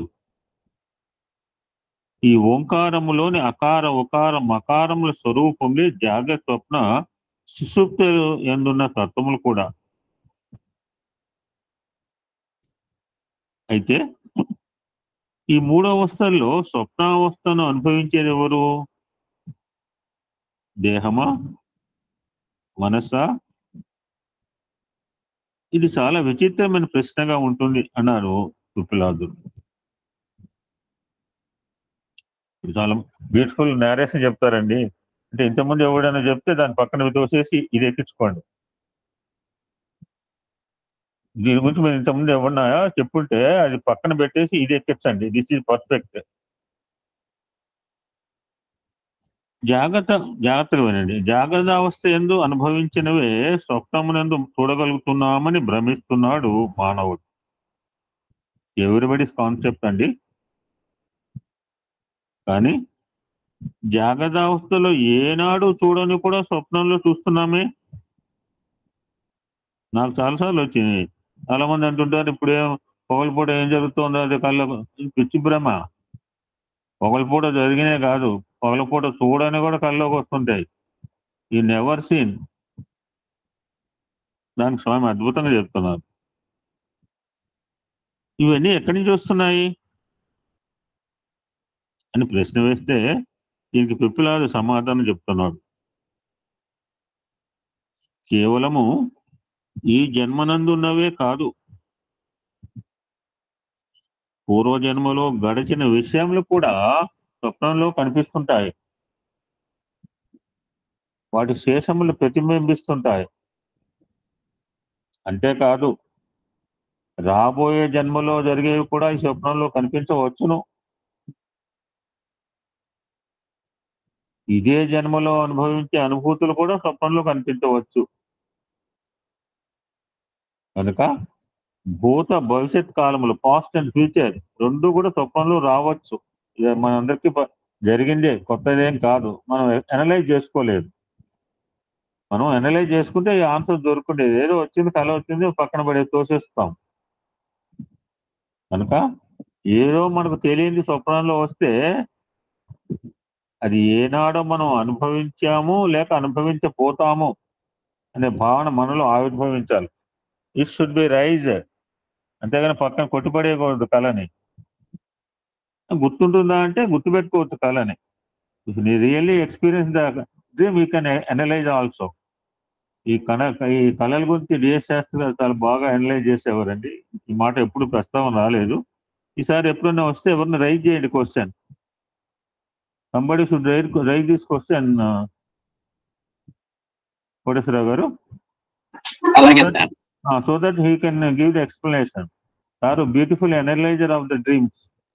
నాకు ఫలానా కళ వచ్చింది ఆయన చెప్తే దానికి అద్భుతమైన విశ్లేషణ ఇస్తాడు. నీకు కళ రావటం అంటే ఆయన విశ్లేషణ ఇవ్వటం అంటే ఆయన శక్తి అది. మన అదృష్టం. రేపు వెళ్ళి డిశ్చార్జ్ అవుతారట ఆయన హాస్పిటల్ నుంచి. సో ఇది మనం గుర్తుపెట్టుకోవాలా. సో కళ్ళ వచ్చిందంటే it may be present, it may B past, it may B future also. అంటే మనకి 3 రకాలుగా జ్ఞానం ఉన్నది, కానీ ఏమి తెలియదు అనుకుంటాం. మనం అజ్ఞాన స్థితిలో ఉన్నాము అని భావిస్తాం. We know the past, we know the future and present also. ఇంకో మాట చెప్తున్నా. ఎవరైనా చెప్పారు ఈ మాట? ఇప్పుడు చెప్పబోయే మాట మీరు ఏదైనా చెప్పండి. నేనైతే ఫస్ట్ టైం వింటున్నానండి. అయితే కళలు రావడం మంచిదా కాదా అని చాలా మంది అనుకుంటారు. అటువంటి వాళ్ళకి సమాధానం మీరు బయట వాళ్ళు కూడా చెప్పండి. ఎవరికైనా కళల గురించి ప్రస్తావన తీసుకొస్తే, కళ మంచిదా చెడ్డదా?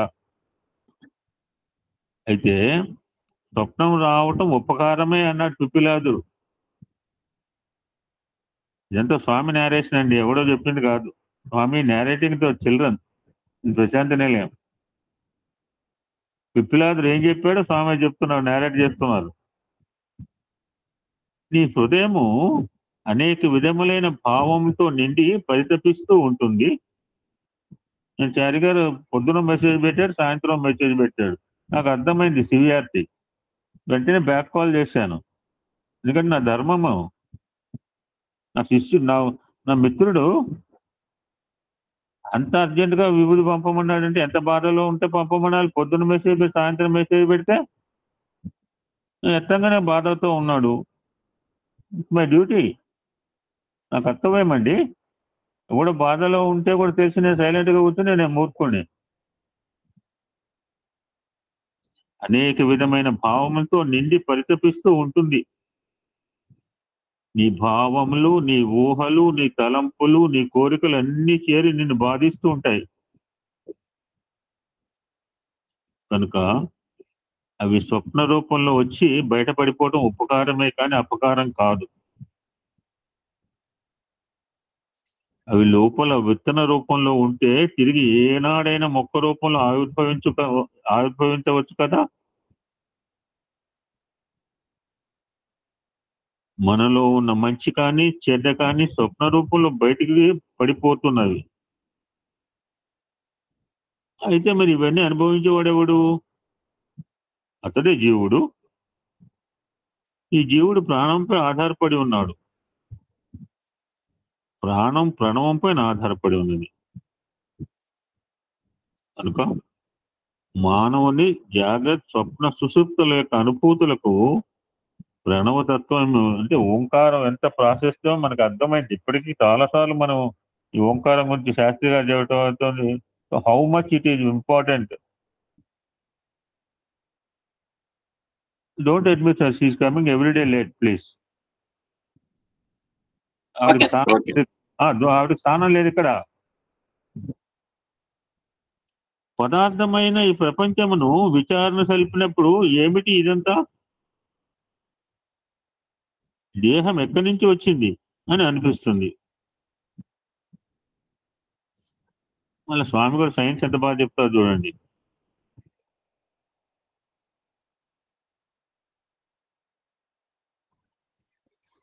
చాలా మంది డాక్టర్స్ కి తెలుసు ఈ దేహం ఎలా అవుతుందంటే జిఎల్ సర్ చెప్తుంది. సబ్బు, సున్నం, ఇనుము, కాల్షియం మొదలైనవి చేస్తే ఈ దేహం అవుతుంది. ఈ దేహంలో ఉంది ఇదే సబ్బు, సున్నం, ఇనుము, కాల్షియం. అదేంటి సార్ అంటే అదే దేహం అంటే. ఈ షార్టేజ్ మన టాబ్లెట్ రూపంలో మింగుతున్నాం. కాల్షియం టాబ్లెట్లు మింగుతాం, ఐరన్ టాబ్లెట్లు మింగుతాం, సోడియం ఇంజక్షన్ చేయించుకుంటాం. అప్పుడు తెలీదా? కాల్షియం టాబ్లెట్లు మింగే వాళ్ళు ఉన్నారు, ఐరన్ టాబ్లెట్ మింగుతాం, సోడియం ఇంజక్షన్ చేయించుకుంటా. ఎప్పుడు చేయించుకుంటే తెలుస్తుంది సోడియం ఇంజక్షన్ ఒళ్ళంటే పొగలు వస్తాయి. నేను చేయించుకున్నా ఒకసారి. మడ నొప్పులు అంటే డాక్టర్ ఉంది కానీ సరిపోయింది, లేకపోతే వీడంతా అమ్మకి చెప్తున్నారు అనుకుంటారు. నర్సాపురంలో నేను చేయించుకున్నా, ఒళ్ళంతా పొగలు వచ్చింది సోడియం ఇంజక్షన్ చేయించుకుంటే. So body means combination of soap, సున్నము, ఇనుము అండ్ కాల్షియం మొదలైనవి చేరితే దేహం అవుతుంది. ఇవన్నీ చేరి ₹1 కూడా ఉండదు. మరి ఈ దేహం అంటే ₹1 సమానమైందా? అంతకంటే ప్రత్యేకమైన వస్తువు లేదు. డబ్బు ఉంది, సున్నం ఉంది, ఇనుము ఉంది, ఇవన్నీ చేరికగా మళ్ళీ స్వామి రిపీట్ చేసి మర్చిపోతాం. ఇవన్నీ చేరగా దేహం ఏర్పడింది. So this is called materialisation అన్న. దిస్ ఈజ్ మెటీరియల్, పదార్థము. చాలాసార్లు వచ్చింది మెటీరియలైజేషన్, వైబ్రేషన్, రేడియేషన్, భూ శుభ. చాలాసార్లు గాయత్రి ప్రస్తావన చేసుకున్నాం. మళ్ళీ స్వామి చూడండి ఎట్లా టాపిక్ ఎట్లా తెస్తాడు. ఇవన్నీ కలిసి అంటే మెటీరియల్ అండి. సున్నం, శుద్ధ, ఇనుము, ఇవన్నీ ముద్దలు, పదార్థాలు. సో ఇవన్నీ చేరికగా ఇవన్నీ బాడీ కాంపోజిషన్ అన్నమాట. టెస్ట్ చేసుకుంటే ఐరన్ ఎంత ఉండాలో చెప్తారు, కాల్షియం ఎంత ఉండాలో చెప్తారు, సున్నం ఎంత ఉండాలో చెప్తారు, సబ్బు ఎంత ఉండాలో చెప్తారు. ఎవరో ఓపెన్ చేస్తున్నారో అర్థం కావట్లేదు, హెడేక్ చేస్తుంటారు. సో ఈ బొమ్మను కదిలించే, ఇది బొమ్మ, మన శరీరాలన్నీ బొమ్మలండి.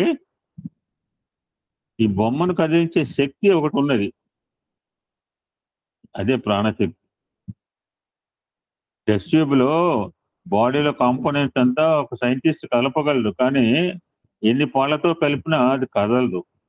ఆ కదలటానికి ఒక కదిలే శక్తి ఉంది. అది కదిలే శక్తి కనిపించని శక్తి, కంటికి కనపడదు ఆ శక్తి.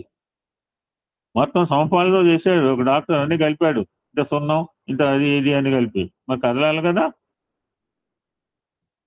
గడియారానికి చక్కగా కీ ఇచ్చి, ఈ రోజుల గడియారాలు ఎక్కడున్నాయండి బాబు, మా నాన్నగారింట్లో ఉండేది, సిస్టమేటిక్ గా ఇచ్చేవారు కీ. ఆయన ఉన్నంత కాలం బాగుంది, ఆయన పోయిన తర్వాత మేము అడ్డదిడ్డంగా కీ ఇచ్చేవాళ్ళం, అది అడ్డదిడ్డంగా దిగేది. చాలా పెద్ద వాచి.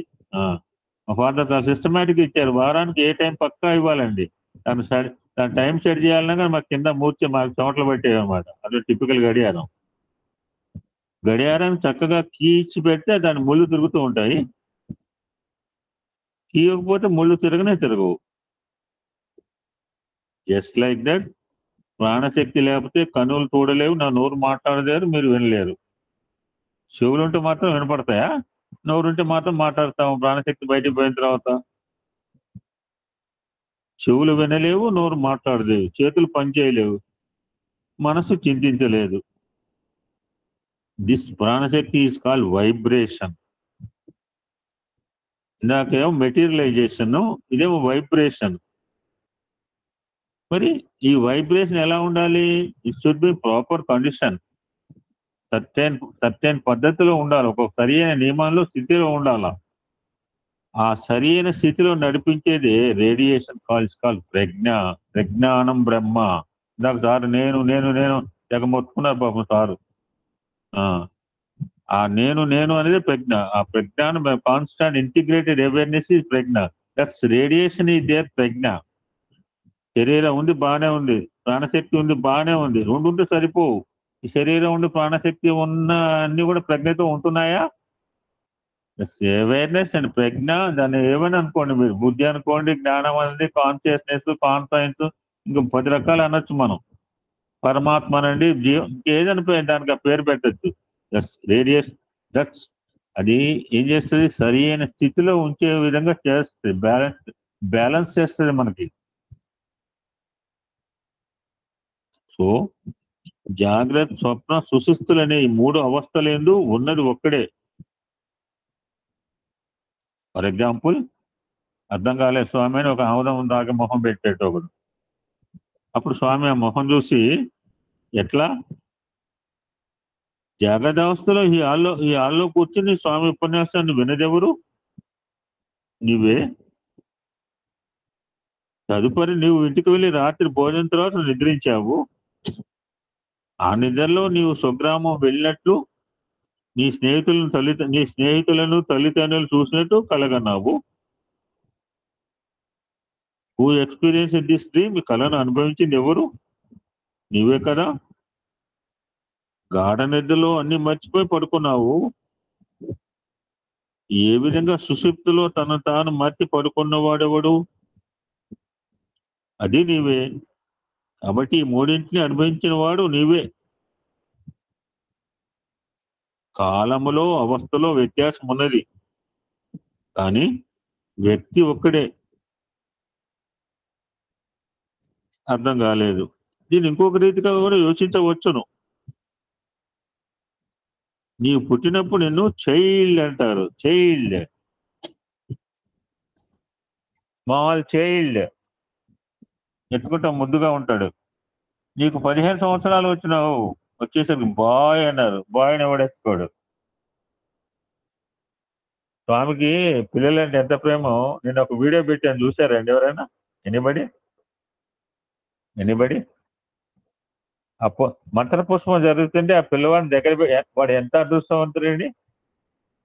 చూసారు ఎవడైనా? చూసాం సార్. ఆ స్వామి ముందు నేను చూశాను. ఎంత అదృష్టం మీరు చెప్పండి. ఆ పిల్లగాడు ఎవడు, మరి స్వామి ఏమడుగుతున్నాడో వాడి దగ్గర మనకే సమాధానాలు దొరుకుతావే.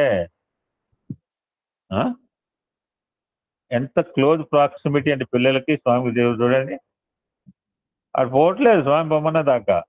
బుగ్గల మీద కొడుతున్నారు. ఎవరికి చేయనిచ్చేదాకా స్వామికి తృప్తి కలగల. వాళ్ళతో పాటు వీడియో వాడు పెద్దలు కదిలిస్తూనే ఉన్నారు. పెద్దలతో పాటు స్వామి కూడా చెప్తూనే ఉన్నారు మంత్రపుష్పం. గమనించండి video. He's chanting, sir. Small boy also chanting. Yeah, అమ్మా. He's chanting మంత్రపుష్పం along with all others. Swami was impressed. ఇంకో 2-3 పిల్లలు చూడండి ఎంతగా ఆ స్వామి వాయిస్ వినపడక చెవులో ఎప్పటికీ ఉంటుంది ఆ స్వాతంత్రం. అది దగ్గర పోతాడు, మూతి పెడుతున్నాడు, చెవు పెడుతున్నాడు. పిల్లగాళ్ళు మూతిలో మూవి పెడుతున్నారు, చెవు పెడుతున్నారు. అంతటి క్లోజ్ ప్రాక్సిమిటీ స్వామికి పిల్లలంటే. నీవు పుట్టినప్పుడు నేను చైల్డ్ అన్నారు. నీకు 15 సంవత్సరాలు వచ్చేసరికి బాయ్ అంటున్నారు. 30 సంవత్సరాలకి వచ్చేటప్పుడు మ్యాన్ అంటున్నారు. 70 సంవత్సరాలకు గ్రాండ్ ఫాదర్ అంటున్నారు. ఈ 4 అవస్థలు వేరే, కానీ మనిషి ఒకడే కదా.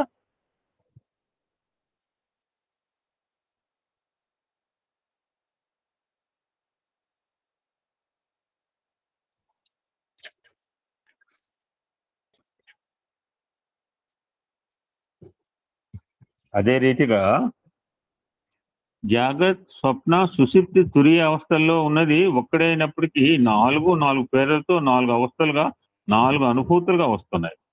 జాగ్రత్త, స్వప్న, సుషుప్తి, 4వది సుప్రీం స్టేట్ తురియ అవస్థ. కేవలము దేహముతో మనసుతో అనుభవించినదే అనుభూతి. తనను తాను తెలుసుకోవడమే స్వానుభూతి. అనుభూతి కంటే స్వానుభూతి చాలా ప్రధానం.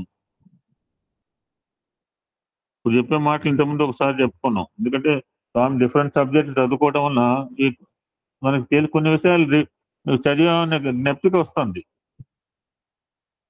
నేను జ్ఞానములో అది అనుభవించాను, ఇది అనుభవించాను అని అనుకోవటం ఒట్టి భ్రమయే. అవన్నీ నీ సంకల్పముల ప్రతిబింబములే. దేహభావమును మరిచిన అనుభూతియే స్వానుభూతి. బాడీ కాన్షియస్నెస్ ఉన్నంత వరకు మన అంతా కూడా సంకల్పంలో ప్రతిబింబాలే, రిఫ్లెక్షన్స్. ఎప్పుడైతే బాడీ కాన్షియస్నెస్ దేహభావాన్ని మరిచినా నీకు ఎట్లా తెలుస్తుంది? దేహభావంలో ఉండబట్టి అదేంటి దేహం యూ కెనాట్ ఎక్స్ప్రెస్. అసలు ఇది జరిగింది అది జరిగింది ధ్యానంలో చెప్పడానికి లేదు. చెప్తున్నామంటే నీకు బాడీ కాన్షియస్ మనకు పోలేదు.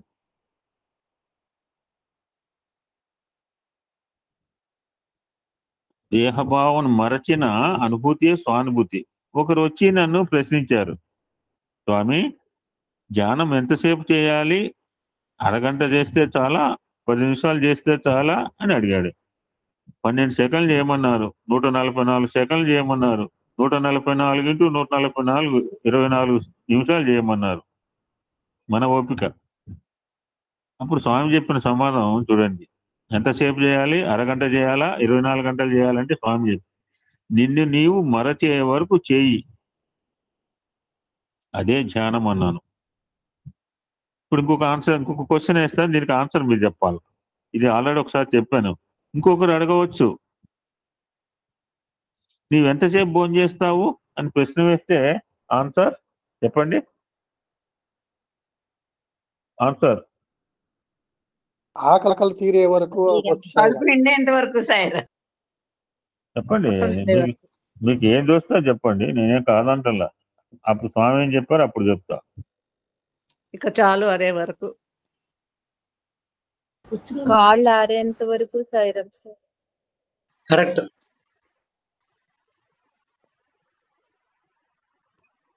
ఈ మధ్యనే మనం ప్రస్తావించుకున్నాం ఈ మాట.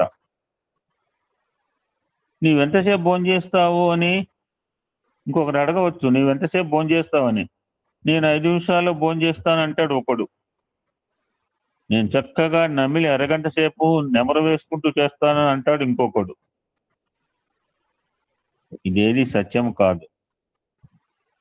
ఇంకొకళ్ళు అంటుంటారు, స్వామి ఇలా కూర్చుంటారు లేచిపోతారు. ఆ మాట ఇప్పుడు ఇక్కడ చెప్పలేదు స్వామి, మొన్న చెప్పాడు.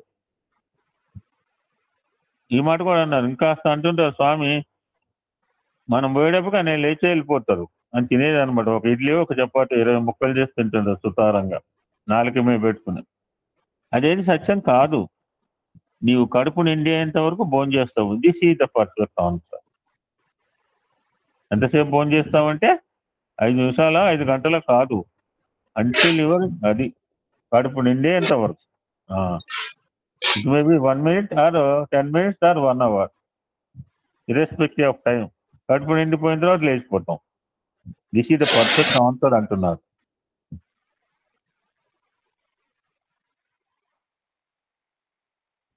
టైం కాదు ప్రధానము, పూర్ణత్వం కావాలి, టోటాలిటీ. కనుక మనము దివ్యమైన స్థితికి పోయేంత వరకు సాధన చేయవలసిందే. ఎంతసేపు చేయాలంటే 5 నిమిషాల 5 గంటలు కాదు. Same just like food. ఆహారం ఎంతసేపు తింటాము, సాధన కూడా అంతసేపు చేయాలి. అనగా జగత్ సంబంధమైన విషయాల్లో కూడా దివ్యత్వాన్ని అనుభవించాలి. ఈ ప్రపంచం అనిత్యము, ప్రపంచాన్ని వదలమని నేను చెప్పటం లేదు. ప్రపంచమంతా పరమాత్మ స్వరూపమే. కనుక ప్రపంచం పరమాత్మనుగా భావించి అనుభవించు. Nature is the best teacher అంటాం. క్లీన్లీనెస్ ఈ నెక్స్ట్ టు గాడ్లీనెస్ అంటాం. అంటే శుభ్రత దైవత్వం ఎలా అవుతుందండి? శుభ్రతే దైవత్వము. ఎక్కడ శుభ్రత ఉంటుందో అక్కడ పవిత్రత ఉంటుందండి, ఎక్కడ పవిత్రత అక్కడ దైవత్వం ఉంటుంది. సో క్లీన్లీనెస్ కి next to godliness. So godliness supreme అన్నప్పుడు క్లీన్లీనెస్ ఈ నెక్స్ట్ టు గాడ్లీనెస్ ఎందుకు మన కొంపలు శుభ్రంగా ఉంచుకునే ప్రయత్నం చేస్తాము? అది క్లీన్లీనెస్ ఉంటే భగవంతుడు వస్తాడు, ఏళ్ళగా రేపన్నా వస్తాడని ఆశతో. అదే అనేకత్వంలో ఏకత్వం. ఉపనిషత్తులు కూడా దీన్నే బోధిస్తూ వచ్చాయి. అనేకత్వంలోని ఏకత్వమే దివ్యత్వము. అదే ప్రణవం. ప్రణవము నీవు కేవలము ఉచ్చరించిన మాత్రము చాలదు, మనసుతో అనుభవించాలి. ఈ ప్రణవము నిశ్శబ్దంలోని శబ్దంగా ఉంటున్నది. అర్థం కాలేదు. మీరు పరీక్షించి చూడండి. చెవులు గట్టిగా మూసుకుంటే అక్కడ ఓం అనే శబ్దం వినిపిస్తుంది అని చెవులు తెరిస్తే అది అమ్మ అప్ప అనే శబ్దాలుగా రూపొందుతుంది. కనుక చాలాసార్లు చెప్పాను, ఒక రైల్లో అనిల్ కుమార్ గారితో పోతుంటే ఎదురుగా కూర్చుని ప్యాసింజర్ అన్నట్ట, మీకేం వినిపిస్తుందంటే, ఏమనిపిస్తుంది, చాలా ఫాస్ట్ గా పోతుంది, వందే భారత్ అంది 130 కిలోమీటర్లు పోతుంది, ఇవన్నీ చెప్తుంటే నాకు ఓంకారం వినిపిస్తోంది అన్నట్టు. రైలు శబ్దంలో కూడా ఓంకారం వినగలిగేట. గ్లాసు చేతిలో పడి కింద పడ్డా ఓంకారం అండి. ఆవుదోడు అంబా అన్న అందులో ఓంకారం వినపడుతుంది. కనుక ఎట్టి వికారములు లేకుండా ఒక్కడ ఓంకారం అనే వినాలంటే బయటి శబ్దాన్ని స్తంభింపజేయాలి. అందుకే మన స్వామి చెప్తుంటారు, మనం ప్రశాంతంగా ఉంటే ఆయన పిలుపు వినపడుతుంది. Only the depth of the silence the voice of the God can be heard అంటుంటాం. మనం నిశ్శబ్దంగా ఉంటే ఆయన వాయిస్, మనగా రణరణగోల్లో ఉంటే ఆయన పిలిచినా వినపడదు. ఎందుకంటే చాలా నెమ్మదిగా పిలుస్తాడు. మన అందరూ తెలుసు, గట్టిగా అరవడు Swami. So we should be careful. మనం ఎప్పుడైనా పిలవచ్చు. We should be ready to accept it.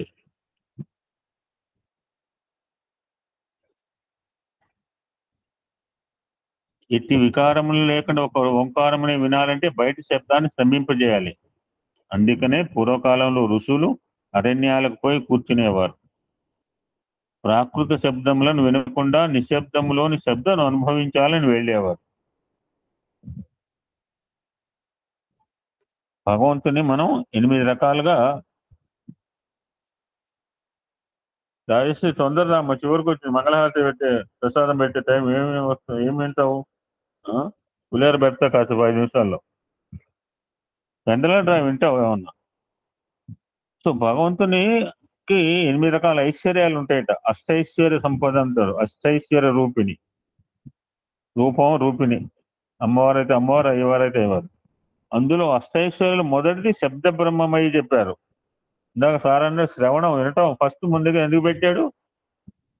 వింటే బాగుపడతామండి. ఇవాళ కాకపోతే రేపైనా బాగుపడే అవకాశం ఉంది. అసలు వినపోతే చెవిని పెడితే బాగుండిపోతాం, చెవిని పెడితే నాశనం అయిపోతాం. పెద్దలన్న మాట పెరుగన్నమును పోలు స్వీకరించవలను చిత్తమందు అటు చేయకుండా హాని చేయగలం. So first listen. వింటే బాగుపడతాం. ఇవాళ కాదు రేపైనా ఆ పలానా మూర్తి గారు చెప్పాను ఆలకిస్తాం. అసలు ఆయన సత్సంగా ఆయన చెప్పుకుంటూ పోతే మనం వినపడిపోతే. సో శబ్ద బ్రహ్మమయ్యి, చరాచరమయ్యి, జ్యోతిర్మయి, వాంగ్మయి, నిత్యానందమయి, పరాత్పరమయి, మాయామయి, శ్రీమయి. ఇందులో మొదటిది ప్రణవం. ఎందుకు ప్రణవం చెప్పమంటారంటే, ప్రణవం ఉచ్చరిస్తే ప్రళయానికి దూరం అయిపోతాం. మనకి ప్రళయం రాకూడదు అంటే ప్రణవాన్ని ఉచ్చరించాలండి. ప్రణవం ముందు ఉంచకపోతే ప్రళయంలో మునిగిపోతా ఉంటా, గుర్తుపెట్టుకోండి. కనుకనే ఓం కేశవాయ నమః, ఓం నారాయణాయ నమః, ఓం మాధవాయ నమః అని ఈ విధంగా ప్రతి నామంకు ముందరంగా ఓంకారం చెప్తుంటారు. ఇది ఓల్డ్ ట్రెడిషన్, ఇది ఏన్షియంట్ ట్రెడిషన్. వాటి ప్రజెంట్ ట్రెడిషన్. కానీ ఇప్పుడు కొంతమంది పూజారులు, బ్రాహ్మణులు రివర్స్ గా చెప్తున్నారు. కేశవాయ నమః ఓం, నారాయణాయ నమః ఓం, మాధవాయ నమః ఓం. ఈ విధంగా ప్రణవాన్ని వెనకబెడుతున్నారు. కనుకనే ప్రపంచము ప్రళయంలోకి దిగిపోతున్నది. ఇఫ్ యు వాంట్ రియల్లీ, నీకు కావాలంటే ఓం కేశవాయ నమః రెండు సార్లు ఓం పెట్టుకోమంటున్నారు. ఓం కేశవాయ నమః ఓం, ఓం నారాయణాయ నమః ఓం అని ఈ విధంగా ముందు వెనకాల ప్రణవం చేర్చుకో, తప్పు లేదు. కానీ వెనక మాత్రం పెట్టకూడదు. అది సరైన శబ్ద, ఇదే సరైన శబ్ద ప్రమాణం అంటున్నారు. ఓం నమఃశివాయ అనాలి. నమఃశివాయ ఓం, నారాయణాయ ఓం. స్వామి కంక్లూడ్ చేస్తున్నారండి. అంతేకాదు ప్రణవాన్ని ఉచ్చరించే సమయంలో సుస్పష్టంగా ఉచ్చరించాలి. అకార ఉకార మకారము 3 ఏకమై అందులో ప్రవేశించాలి. అంతేగాని మాధురవ నగ సంకీర్తనలో ఇప్పుడు మేము 4 సంవత్సరాలు బట్టి చేస్తున్నాం. రెగ్యులర్ గా వినేవాళ్ళు బహుశా ఎప్పుడైతే రెగ్యులర్ గా పాల్గొనాలో 4 సంవత్సరాలు బట్టి ఎన్నిసార్లు ఎంతమంది ఎన్ని రకాల ఓంకారాలు చేశారో వాళ్ళకి తెలుసు వినేవాళ్ళకి. ఓంకారం అనేది మీ కాంబినేషన్ ఆఫ్ అకార ఉకార మకారములు. కానీ కొంతమంది ఓంకారమును ఆ ఓ మాదిరిగా చదువుతుంటారు ఓంకారం నగ సంకీర్తనలో. విచిత్రం అనిపిస్తుంది. ఓకే, ఓంకారం అంటే ఆవు మాయే కాదని ఇవ్వడం లేదు. అది ఆవు మా అని చెప్పి ఆవు మా అని విభజించి ఉచ్చరిస్తుంటారు. ఇది చాలా పొరపాటు అంటున్నారు స్వామి. ఆ విధంగా విభజించినప్పుడు ప్రణవం చెప్పినట్లుగా ఉండదు. చాలా మంది ప్రణవం యొక్క విషయంలో చాలా పొరపడుతున్నారు.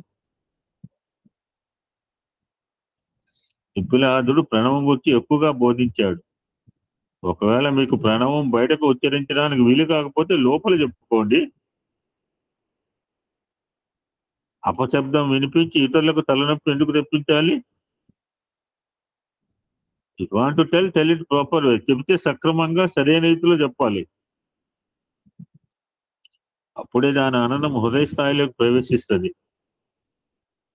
అదే బ్రహ్మానందానికి మూల కారణం అవుతుంది. స్వామి కంక్లూడ్ ద టాపిక్ అండి. ఈ ప్రశ్నోత్తర ఉపనిషత్తు మానవునికి నిత్య జీవితంలో కలిగే సందేహాలన్నింటినీ తీర్చుతుంది. స్వామి టేకింగ్ దిస్ ఉపనిషత్ ప్రశ్నోపనిషత్తు. జీవితం అంతా ప్రశ్నలే కదండి. ఈ 6 మంది శిష్యులు సమస్త మానవులకు ఆదర్శమూర్తులుగా నిలిచారు. ఏ విధంగా అయితే అర్జునుడు మనందరూ రిప్రజెంటేటివ్ తీసుకుని భగవద్గీత చెప్పాడు. కేవలం అర్జునుడికి మాత్రమే గీత చెప్పాలి, మానవాళ్ళందరికీ చెప్పాడు. ఈ 6 మంది తమ ప్రశ్నలకు సమాధానం పొందిన తర్వాత పిప్పిలాదుని ఉద్దేశించి నిజమైన శిష్యుడు ఈ మాట అంటుంటారు అన్నమాట. స్వామి, మీరు మా హృదయాలను వికసింపజేశారు. మా జీవితాలు ధన్యమైనవి. మేము బ్రహ్మ అనేవాడు వేరే ఎక్కడో ఉన్నాడు అనుకున్నాం ఇన్ని రోజులు.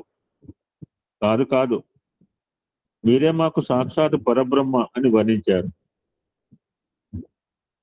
ఎవరు మనకు మంచిని బోధిస్తారో వారినే గురువుగా స్వీకరించాలి. హితమును బోధించేవాడే గురువు, ఇష్టమును బోధించేవాడు కాదు. పూర్వకాలంలో అలా ఉండేది. ఇప్పుడు ట్రెడిషన్ మారిపోయింది. ఆ పిల్లలకి ఏది ఇష్టం అది చెప్పాలి గురువు గారు. చెప్పకపోతే తల్లిదండ్రులు ఊరుకోరు. 1,00,000 2 లక్షలు కడుతున్నామయ్యా, నీ ఇష్టం కాదు, మా పిల్లవాడు ఇష్టం చెప్పు అంటున్నారు. ఏ స్థితికి పడిపోయాము చూడండి. గురువుకి ఫ్రీగా మాట చెప్పే అధికారం కూడా లేకుండా అయిపోయింది. సో హితమును బోధించేవాడు గురువు, ఇష్టమును బోధించేవాడు కాదు. ఫైనల్ గా ఇంకా గురువు ఆజ్ఞ శిరసాహించేవాడే నిజమైన శిష్యుడు. స్వామి 1993లో ప్రశాంతి నెలలో స్వామి పిల్లలకు చెప్పిన స్మాల్ సినాప్సిస్ ఆఫ్ ప్రశ్నోత్తర ఉపనిషత్తు అండి. ఓం శాంతి శాంతి శాంతికి సమస్త లోకా సుఖినో భవంతు. You can continue recording. ఓం శ్రీ సాయిరాం. ఒక భక్తుడు స్వామి దగ్గరకు వచ్చి మామూలుగా దర్శనానికి వచ్చినప్పుడు లైన్లో కూర్చుని స్వామి దగ్గరికి వచ్చారు. పాద నమస్కారం చేసుకుని స్వామి మంచిది బంగారం అన్నారు. అంతే. అన్న తర్వాత స్వామి, నాకు రాత్రి కల్లో విపరీతమైన తలనొప్పి బాధ వచ్చేస్తున్నాయి స్వామి, నేను ఈ బాధ భరించలేకపోతున్నాను స్వామి అన్నారు. అంటే స్వామి అన్నారు, మంచిది అన్నారు అని స్వామి మామూలుగా వెళ్ళిపోయారు. మళ్ళీ మరుసటి రోజు కూడా స్వామి, నిద్రపోవాలంటే భయం వేస్తుంది, కళ్ళు ముయ్యాలంటే భయం వేస్తుంది స్వామి, ఈ కళలో నన్ను ఈ బాధ భరించలేకుండా ఉంది స్వామి అంటే మంచిదన్నారు. మళ్ళీ వెళ్ళిపోయారు. మళ్ళీ 3వ రోజు స్వామి వచ్చారు. వచ్చిన తర్వాత స్వామి, మంచిదంటారేంటి స్వామి, నా బాధ మీకు అర్థం కావట్లేదా స్వామి అని కొంచెం గట్టిగా. ఇప్పుడు స్వామి చెప్పారు, నేను మంచిది అన్నది నీ బాహ్యంగా వచ్చే ఆ బాధని కళ్ళలో తీసివేశాను. అది మంచిదంటే నీ కళ ద్వారా ఆ బాధని నీకు తీసివేశాను. అది మామూలుగా అయితే నీకు దేహ రూపంగా రావాల్సి వచ్చేది. అని కళ గురించి స్వామి ఒకసారి చెప్తుంది. సాయిరామ్. సో ఇప్పుడు మనకు అర్థమై ఉంటుంది కళలు రావటం మంచిదే. ఇంతవరకు మనం నెగిటివ్ గా ఉండేవాళ్ళం. సో కళలు రావటం వల్ల ఓకే, నేను లోపల ఉన్న భావాలు కావచ్చు, అంతర్గత భావాలు కావచ్చు, బాధలు కావచ్చు, ఇంకేదైనా it is coming out some ఏదో రూపంలో బయటకు వస్తున్నాయి అనమాట. ఇప్పుడు స్వామి చెప్పింది మనకు. Thank you so much.